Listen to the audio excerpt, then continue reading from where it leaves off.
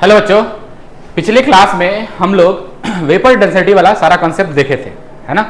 जिसमें डेंसिटी पढ़े थे कि रिलेटिव डेंसिटी क्या होता है। रिलेटिव डेंसिटी दो टाइप का, एक स्पेसिफिक ग्रेविटी पढ़े थे और दूसरा वेपर डेंसिटी पढ़े थे। स्पेसिफिक ग्रेविटी हम सॉलिड लिक्विड के लिए डिफाइन किए थे और वेपर डेंसिटी गैसेस के लिए डिफाइन किए थे। जिसमें स्पेसिफिक ग्रेविटी को कैसे निकाले थे कि सिंपल जो डेंसिटी होता है वही बिना यूनिट का स्पेसिफिक ग्रेविटी बन जाता है। फिर वेपर डेंसिटी क्या होता है, तो वेपर डेंसिटी को अगर हम डिफाइन करने जाते हैं, मतलब वेपर डेंसिटी कैसे निकालेंगे, तो अगर सिंगल गैस के बारे में बात कर रहे हैं तो m मतलब उस गैस का मॉलिक्यूलर मास डिवाइडेड बाई 2, और एक से ज्यादा गैस है तो हम क्या करते हैं, उसका एवरेज लेते हैं, तो m एवरेज डिवाइडेड बाई 2। अगर रेफरेंस गैस H2 है तब, अदरवाइज H2 गैस के अलावा कोई और है फिर वो गैस का हम मॉलिक्यूलर मास वहां लिखेंगे, नीचे में जो 2 लिखे हैं उसके जगह पे हम उस गैस का लिखेंगे जो रेफरेंस गैस लेंगे। बात समझ में आ गया। तो ये हम पिछले क्लास में पढ़े थे, कुछ क्वेश्चन भी किए थे। अब जो हम पढ़ने जा रहे हैं वो टॉपिक है अपना परसेंटेज कंपोजिशन। ठीक है, चलिए स्टार्ट करते हैं। परसेंटेज कंपोजिशन क्या होता है, देखिए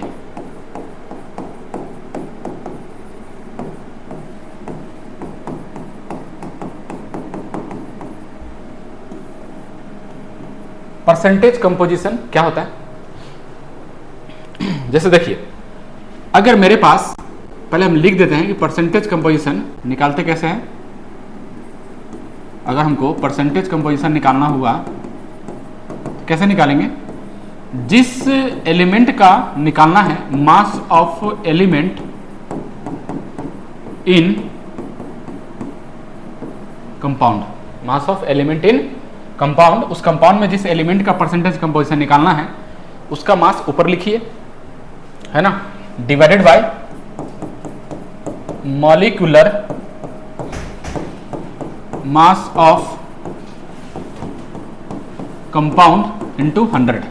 ठीक है, तो ये अपना फॉर्मूला है जो परसेंटेज कंपोजिशन बताता है कि परसेंटेज कंपोजिशन क्या होता है। वो एलिमेंट जो कंपाउंड में, उस एलिमेंट का मास और divided by molecular mass of compound into 100। ठीक है, ये है परसेंटेज कंपोजिशन। समझ लेते हैं एग्जांपल से। जैसे देखिए, मान लीजिए मेरे पास एग्जांपल है कैल्शियम कार्बोनेट है, ये एग्जांपल है ना। हम आपसे पूछे कि इसमें कार्बन का परसेंटेज बताइए, तो कार्बन का परसेंटेज निकालने के लिए क्या करेंगे ये बताइए। तो जिस एलिमेंट का हमको निकालना है उसका मास हम ऊपर रखते हैं, तो कितना होता है मास इसका 12, और टोटल कार्बन है कितना 1, तो इंटू 1 डिवाइडेड बाय, मतलब एक कार्बन का मास हो गया 12 into 1 divided by total mass. Total कितना हो जाएगा, तो कैल्शियम का होता है 40 और 12, है ना, तो 52 और 48 कितना हो गया 100। तो ये हो जाएगा 100, और फिर इंटू क्या करेंगे 100 करेंगे, ये वाला है ना। ये एलिमेंट का मास ऊपर में, मतलब टोटल जो भी, जैसे हम कार्बन लिए हैं तो कार्बन टोटल है कितना उसका मास ऊपर लिखिए, divided by molecular mass of compound into 100। तो क्या हो जाएगा, यहाँ से ये कैंसिल हो गया, क्या बनेगा 12% कार्बन हो गया। अगर हम आपसे परसेंटेज ऑफ ऑक्सीजन पूछते इसमें, इस मॉलिक्यूलर फार्मूला में CaCO3 में, तो क्या बोलते, एक ऑक्सीजन का होता है 16 और टोटल ऑक्सीजन है 3, है ना। ऑक्सीजन कितना है टोटल, 3 ऑक्सीजन है और एक ऑक्सीजन का मास कितना होता है 16, तो 16 into 3 divided by total mass. Total कितना है 100 इंटू 100 कितना हो गया 48% हो गया ये। ठीक है, ये 48% हो गया ऑक्सीजन का परसेंटेज कंपोजिशन। उसी टाइप से कैल्शियम का अगर हम निकालना होता तो क्या करते, कैल्शियम का परसेंटेज कंपोजिशन अगर निकालना होता तो क्या करते, तो 40 डिवाइडेड बाय टोटल 100 इंटू 100 कितना हो गया 40%, है ना। आता है समझ में। तो ये हुआ परसेंटेज कंपोजिशन का कॉन्सेप्ट। ठीक है, चलिए तो हम इस पे कुछ क्वेश्चन देख लेते हैं। तो क्वेश्चन करिए इस पे।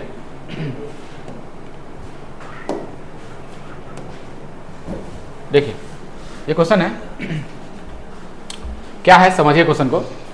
बोला है कि an oxides of sulphur contain 200/3% sulphur, determine its molecular formula. देखिए सबसे पहले हमको मॉलिक्यूलर फार्मूला पता होना चाहिए, है ना, तभी हम उसमें परसेंटेज निकाल पाएंगे। तो परसेंटेज दे रखा है 200/3 सल्फर का, मतलब जो कंपाउंड है उसमें सल्फर का परसेंटेज कंपोजिशन का वैल्यू दे रखा है ना। तो हम सबसे पहले बना लेते हैं कि फॉर्मूला जो होता, मान लेते हैं सल्फर है और उसमें ऑक्सीजन है, क्योंकि सल्फर का ऑक्साइड है तो सल्फर ऑक्सीजन होगा। सल्फर मान लेते हैं X और ऑक्सीजन मान लेते हैं Y। ठीक है, तो जो सल्फर X है ऑक्सीजन Y है, तो इसमें हमको सल्फर का अगर परसेंटेज कंपोजिशन निकालना होता तब हम क्या करते, सल्फर का टोटल मास कितना है, तो एक सल्फर है 32, एक सल्फर कितना है 32 इंटू नंबर वाइज कितना है X, नंबर वाइज कितना है X, टोटल सल्फर X है, एक सल्फर का मास कितना है 32, तो टोटल मास कितना हो गया 32 इंटू X 32X। ठीक है, डिवाइडेड बाई टोटल मास कैसे आ जाएगा, फिर नीचे कितना आएगा, तो 32X प्लस एक ऑक्सीजन में कितना होता है 16, तो क्या लिखेंगे 16Y। ठीक है, ये हो गया टोटल मास, है ना, टोटल एक फॉर्मूला का मास, नीचे में हम टोटल मास लिखते हैं, है ना, ये भी बताए थे, यहाँ पे है, देखिए यहाँ बताए हैं कि नीचे में क्या लिखते हैं, मॉलिक्यूलर मास ऑफ कंपाउंड, है ना, कंपाउंड का मॉलिक्यूलर मास। ठीक है, तो वही चीज है इसमें, देखिए, तो नीचे में मॉलिक्यूलर मास मतलब मॉलिक्यूलर फार्मूला का जितना भी मास होगा नीचे लिखो, ऊपर में जिसका निकाल रहे उसका मास और इनटू 100 लिख दो। ठीक है, इक्वल्स टू क्या दिया है परसेंटेज सल्फर का कंपोजिशन 200/3 दिया। ठीक है, बताइए क्या हो गया, यहाँ से 2 0 से 2 0 कैंसिल, 3 उधर गया तो 3 दूना 6, 3 3 96X equals to 32X plus 16Y। देखिए, ठीक है, चलिए उसके बाद क्या करेंगे, 96 में से 32X चला गया तो कितना हुआ, देखिए 6 में से 2 गया 4, 9 में से 3 गया 5, सही है ना, 32X। अच्छा, इसमें मल्टीप्लाई भी करना था, देखिए यहाँ पे 1 मिनट कैलकुलेशन मिस्टेक हो गया, देखिए क्या हो जाएगा, यहाँ से ये हो जाएगा 96X और ये गया इधर 2 भी था, तो 2 इंटू 32X प्लस 16Y, ये देखिए। ठीक है, बताइए कितना बनेगा, Y आ गया। ठीक है, यहाँ से क्या आया X बराबर Y, तो X बराबर Y आया, मतलब सल्फर बराबर अगर X 1 होता तो Y भी 1 हो जाएगा, तो सल्फर ऑक्सीजन का रेशियो बनेगा, नहीं तो H2O2 ये बन जाएगा, ये इसका मॉलिक्यूलर फार्मूला आ गया। ठीक है, सिंपल। चलिए नेक्स्ट क्वेश्चन है, इसको करिए।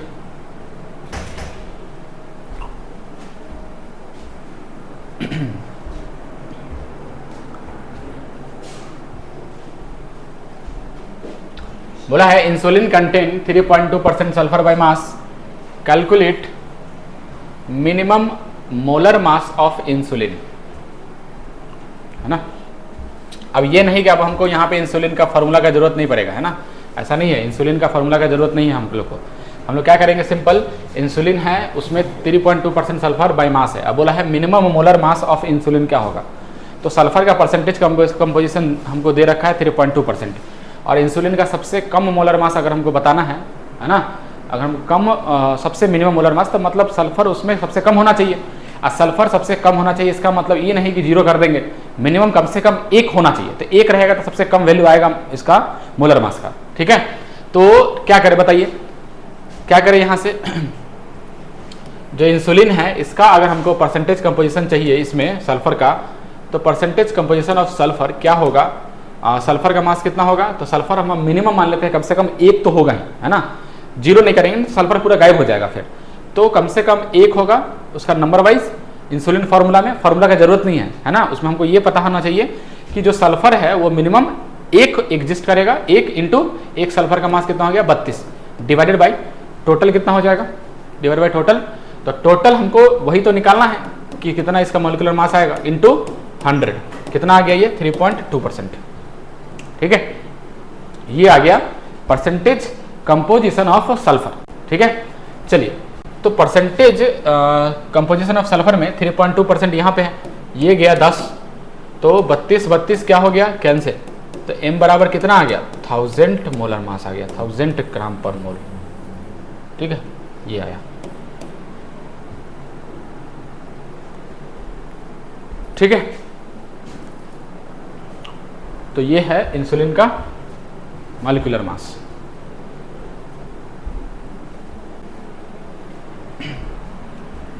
चलिए अगला क्वेश्चन है, ये करिए।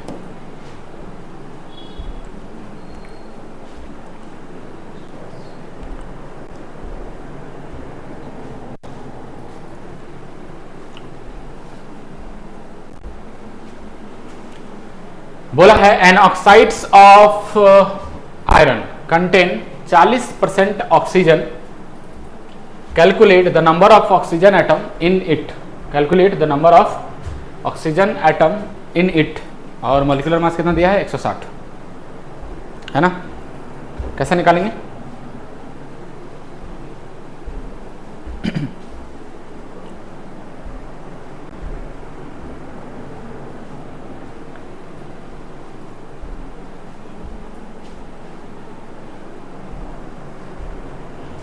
देखिए क्या करेंगे, आयरन में जो ऑक्साइड है उसमें कितना परसेंटेज कंपोजिशन है 40%, मतलब ऑक्सीजन का परसेंटेज कंपोजिशन दे रखा है आयरन में, है ना। तो हमको ये नहीं पता है कि आयरन के ऑक्साइड में ऑक्सीजन कितना नंबर वाइज है। ऐसे Fe2O3 है तो ऑक्सीजन 3 है ना, फिर Fe3O4 है, Fe2O3 Fe3O4 उसमें ऑक्सीजन 4 हो गया, तो हमको ये नहीं पता ना कि ऑक्सीजन नंबर वाइज है कितना। तो हम क्या करेंगे, उस नंबर को मान लेते हैं x। एक ऑक्सीजन का मास कितना हो गया 16, कोनो दिक्कत है ना। और टोटल मॉलिक्यूलर मास कितना दिया है 160, देखिए दिया है, इक्वल्स टू नहीं 100 भी आएगा ना साथ में फॉर्मूला में, तो इंटू 100 इक्वल्स टू क्या हो जाएगा 40%। ठीक है, ये हो गया कि ये क्या होगा, टोटल ऑक्सीजन का वेट नंबर वाइज मान लेते हैं x, एक ऑक्सीजन का 16 divided by 160 into 100 equals to 40। ठीक है, बताइए क्या करें अब, 16 दाएं के 160, ठीक है, 1 0 से 1 0 और 1 0 से 1 0, तो 1 और कितना आ गया 4, यानी कि नंबर ऑफ ऑक्सीजन एटम कितना आया 4 आया। तो ऐसी टाइप से क्वेश्चन बनता है इसमें, नंबर ऑफ ऑक्सीजन एटम कितना आया 4 आया। ठीक है ना। चलिए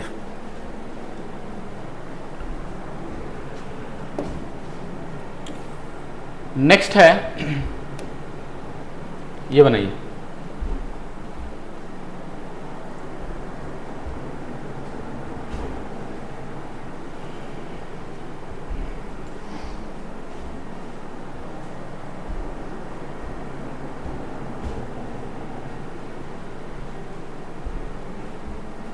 कैसे बनेगा,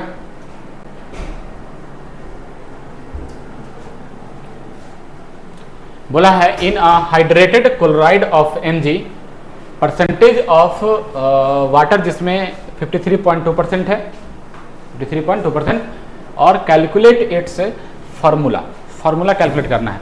तो सबसे पहले बात, जो क्लोराइड है Mg का वो कितना बनेगा, तो हमको पता है कि Mg पे चार्ज कितना होता है +2 और क्लोरीन पे कितना होता है -1, इसका वैलेंसी 2 इसका वैलेंसी 1, क्रॉस मल्टीप्लाई कर देते हैं तो क्या बनता है MgCl2। ठीक है, और हाइड्रेटेड बोल रखे हैं, इसका मतलब इसमें वाटर अवेलेबल है, अब कितना अवेलेबल है ये नहीं पता, तो हम मान लेते हैं x। ये हमारा फार्मूला है, हाइड्रेटेड क्लोराइड ऑफ मैग्नीशियम। ठीक है, ये हमारा क्या बन गया, फार्मूला बन गया हाइड्रेटेड क्लोराइड ऑफ मैग्नीशियम। ठीक है, चलिए तो हमको क्या निकालना है, परसेंटेज ऑफ वाटर दे रखा है, मतलब वाटर का कंपोजिशन दे रखा है 53.2%, तो मॉलिक्यूलर फार्मूला का मतलब फार्मूला पूछा है क्या बनेगा, मतलब वही x का वैल्यू आ जाएगा तो फार्मूला आ जाएगा। चलिए निकाल लेते हैं। तो H2O का वेट कितना है 18, इस पूरे कंपाउंड में एक H2O का वेट 18 है, और टोटल नंबर वाइज कितना है x, और डिवाइडेड बाय क्या हो जाएगा, हाँ Mg का कितना होता है टोटल मास, Mg का 24 और प्लस क्लोरीन का 71, कितना हो गया 4 1 5 7 2 9 95, तो 95 प्लस इसका कितना हो जाएगा 18x इंटू 100, ये टोटल मास मॉलिक्यूलर फार्मूला का। ऊपर में वाटर का वेट, क्योंकि वाटर का कंपोजिशन दे रखा है, इंटू 100 इक्वल्स टू 53.2। तो ये लमसम में यहाँ से x ना सॉल्व करेंगे तो यहाँ से x जो आता है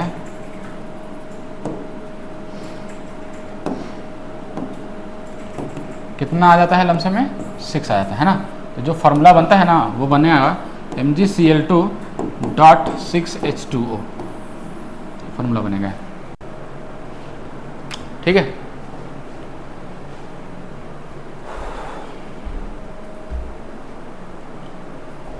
तो ये परसेंटेज कंपोजिशन है। तो परसेंट कंपोजिशन में यही छोटा छोटा सवाल बनता है, इस टाइप से हम ये कॉन्सेप्ट यूज करके क्वेश्चन सॉल्व कर लेंगे। ठीक, चलिए अब हम लोग आगे बढ़ते हैं।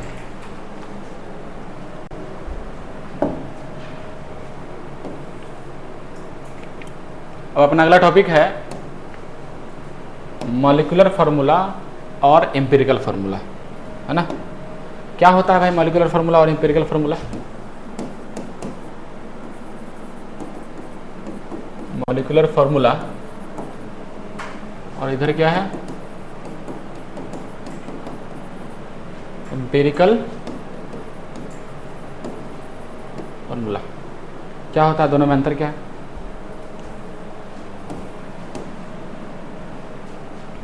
देखिए जो एग्जांपल लेके समझाते हैं, जैसे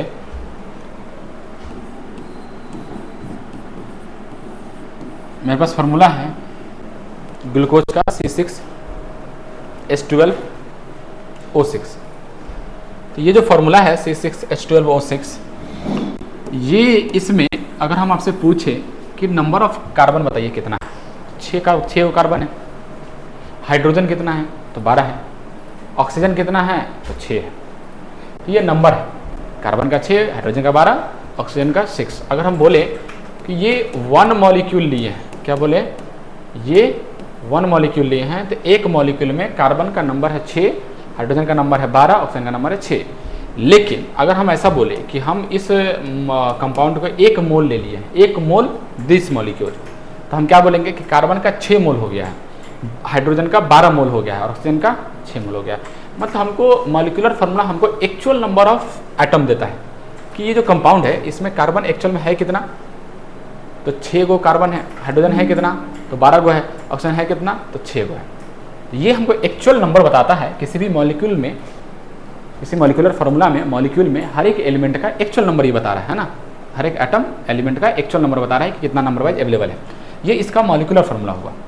लेकिन जब हम बात करेंगे एम्पिरिकल फार्मूला का, तो एम्पिरिकल फार्मूला क्या हो जाएगा, तो एम्पिरिकल फार्मूला क्या करते हैं, इसका सिंपलेस्ट होल नंबर रेशियो में इसको कन्वर्ट कर देंगे। मतलब इसको सिंपलेस्ट हम कितना बना सकते हैं, सिंपल फॉर्म में। तो कॉमन लो, कॉमन हम कितना मैक्सिमम ले सकते हैं यहाँ से, तो 6 कॉमन ले सकते हैं। 6 कॉमन लेने के क्या बनेगा, 6H2O। देखिए ये बना, ठीक है। जो फार्मूला है हमारे पास ओरिजिनल, वो क्या है, C6H12O6 फार्मूला है। और इस फार्मूला को अगर हम जो C6H12O6 है, ये फार्मूला है, इसमें से अगर हम 6 कॉमन ले लिए तो हमारे पास ये बना ना, तो मैक्सिमम कॉमन निकाल दो, जो बचा है सबसे सिंपल वाला पार्ट, उसको हम बोलते हैं एम्पिरिकल फार्मूला। एम्पिरिकल फार्मूला क्या है, एक simplest whole number ratio wise है फार्मूला का, सिंपल होल नंबर रेशियो, उसको जितना हम कन्वर्ट कर सकते हैं कर दो, ये एम्पिरिकल फार्मूला कहला जाएगा। और जो ये कॉमन लिए हैं इसको हम अपने भाषा में n बोलते हैं। क्या बोलते हैं, n। तो ये बोलते हैं n, और ये n आएगा कैसे, तो n लाने के लिए क्या करेंगे बताओ, तो क्या करेंगे, देखो इसका वेट कैलकुलेट करो तो कितना होता है, तो 12 72, 72 12, तो 4 7 1 8, 84 6 हो जाएगा, 16 छक्का 96, मतलब 180 के आसपास आएगा, मतलब 180 आएगा सिंपल। और इसमें कितना आता है, कार्बन 12 और 2 14 16 30, ये 30 आया। इसका वेट 30 है और इसका मॉलिक्यूलर वेट 180 है। तो 180 को 30 से डिवाइड कर देंगे तो कितना आएगा, 6 आएगा। यही 6 वही है जो हम कॉमन लिए हैं, ठीक है। इसका वेट हम निकाले 180, इसका वेट कितना है, 30 है। तो 30 को हम डिवाइड, मतलब 30 से हम डिवाइड किए 180 को, तो मेरे पास 6 आया। 6 वही नंबर आया जो यहाँ से कॉमन निकाले थे। मतलब n जो आ रहा है वो n कैसे आ रहा है, तो मॉलिक्यूलर फार्मूला वेट को ऊपर लिखो, इंपेरिकल फार्मूला वेट को नीचे लिखो, डिवाइड करने से 6 आएगा। मतलब सिंपल बात है, इसे कॉमन निकालेंगे तो मिनिमम मॉलिक्यूलर वेट ये आया, और उसको इससे मल्टीप्लाई कर देंगे तो एक्चुअल से वापस से यही बन जाएगा। तो बेसिक बात है, जो आएगा कट कुट के वो क्या आ जाएगा, 6 आएगा। मतलब n वैल्यू क्या है, n इसका कॉमन वाला पार्ट है, ठीक। आएगा कैसे, तो दोनों का वेट को आपस में डिवाइड कर दो तो इसका n का वैल्यू आ जाएगा। ये क्या हो गया, n का वैल्यू हो गया। तो ये हमारा हुआ मॉलिक्यूलर फार्मूला, और ये क्या हुआ हमारा एम्पिरिकल फार्मूला, ठीक है। समझ में आता है। तो एम्पिरिकल फार्मूला और मॉलिक्यूलर फार्मूला में ये डिफरेंस है। तो यहां से देखिए, यहां जो लिखे हैं कि एम्पिरिकल और मॉलिक्यूलर फार्मूला, कि मॉलिक्यूलर फार्मूला क्या लिखे हैं, it gives the actual number of atom of various element in the one molecule of compound. सही बात है, कंपाउंड का एक मॉलिक्यूल जैसे हम लिए थे अभी ग्लूकोज है ना, C6H12O6, और उसमें से हर एक एलिमेंट का एक्चुअल नंबर ऑफ एटम दे देता है। जैसे कार्बन का 6 था, हाइड्रोजन का 12 था, ऑक्सीजन का 6 था। ठीक है, उसी टाइप से इंपिरिकल फार्मूला क्या होता है? तो एम्पिरिकल फार्मूला होता है it represent the simplest whole number ratio of atom of various element in the compound. सही बात है, कंपाउंड का जो भी एलिमेंट का जो भी एटम है उसका एक सिंपलेस्ट होल नंबर रेशियो को रिप्रेजेंट करता है ये एम्पिरिकल फार्मूला, जैसे CH2O था। ठीक है, चलिए अब यहीं पे एक छोटा सा टॉपिक है कि रिलेशन बिटवीन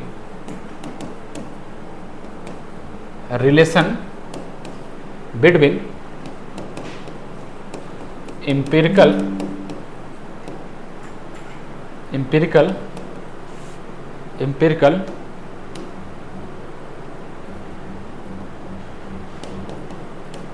formula and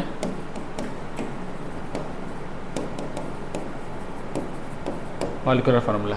ठीक है, relation between empirical formula and molecular formula. बताइए कैसे रिलेशन निकालेंगे? तो अभी बताए थे जो n है वही रिलेशन बैठाता है ना, कि अगर हमको n चाहिए तो n का रिलेशन कैसे आता है? तो मॉलिक्यूलर फार्मूला के लिए एम्पिरिकल फार्मूला जो था वो n टाइम्स था, तो n टाइम्स यहाँ लिख दिए। तो ये रिलेशन है दोनों के बीच में। ठीक है, ये क्या है? रिलेशन है। मॉलिक्यूलर फार्मूला बराबर एम्पिरिकल फार्मूला में क्या कर दो? n टाइम्स कर दो। ठीक है, तो अगर empirical formula molecular formula relation पूछे तो यही रिलेशन बनेगा एम्पिरिकल मॉलिक्यूलर फार्मूला में। ठीक है, चलिए अब यहाँ से अगर हमको n चाहिए तो n कैसे आएगा?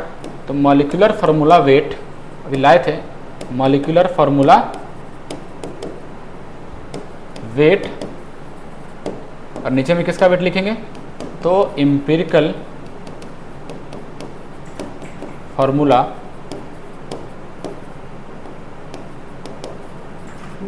वेट। ठीक है, तो ये आ जाएगा अपना,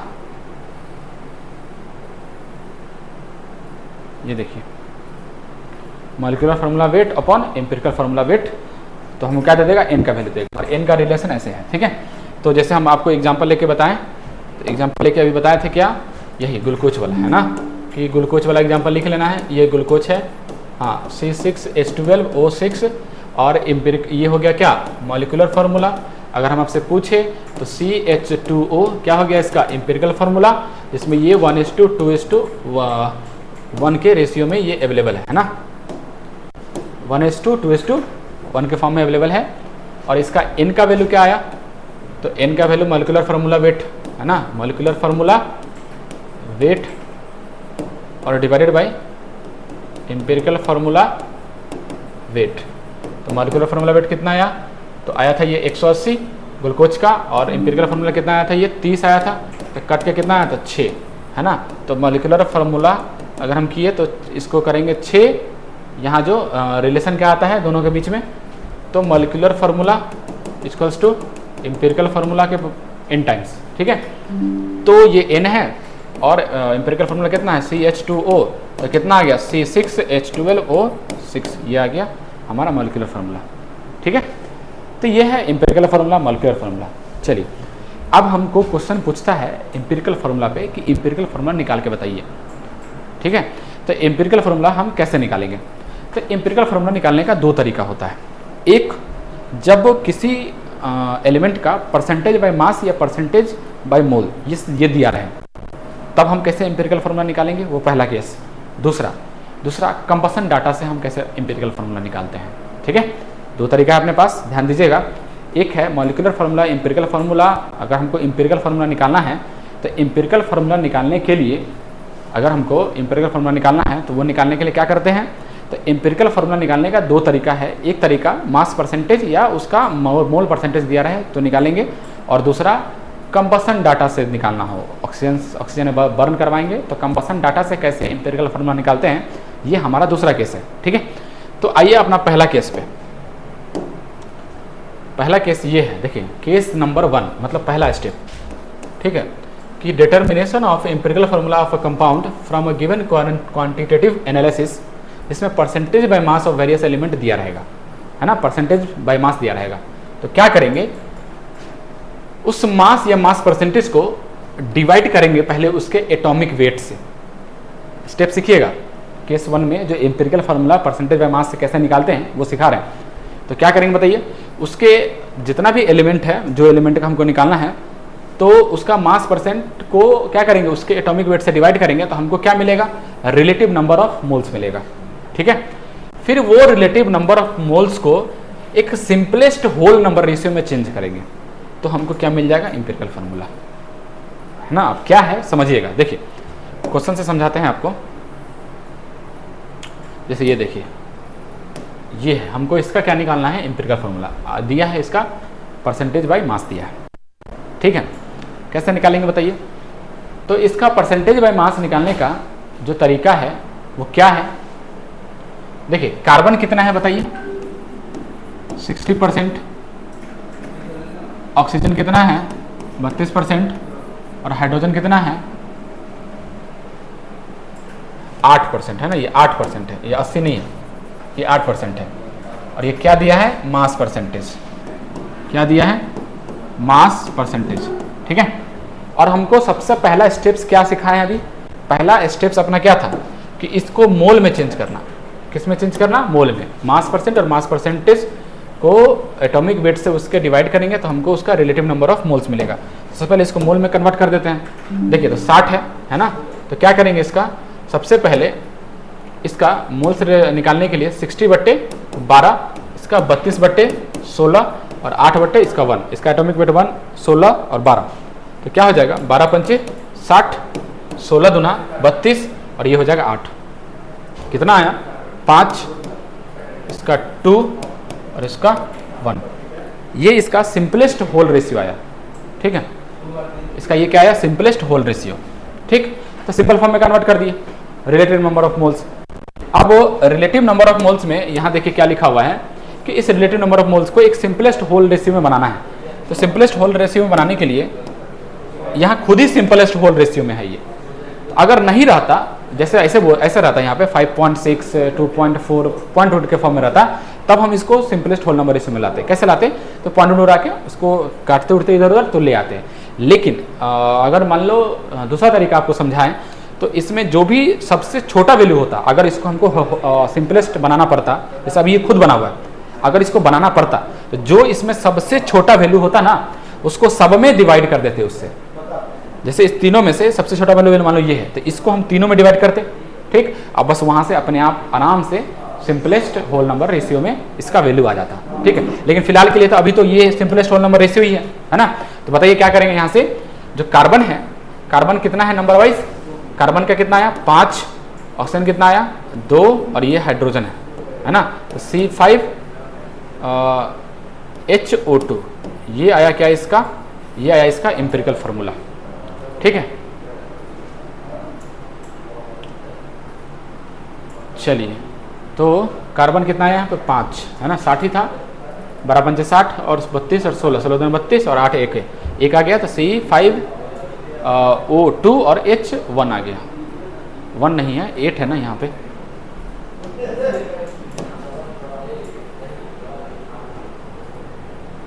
कितना आएगा 8, ये कितना है 8 है ना, तो C5H2 H8 और O2, तो C5H8 और O2 आ गया।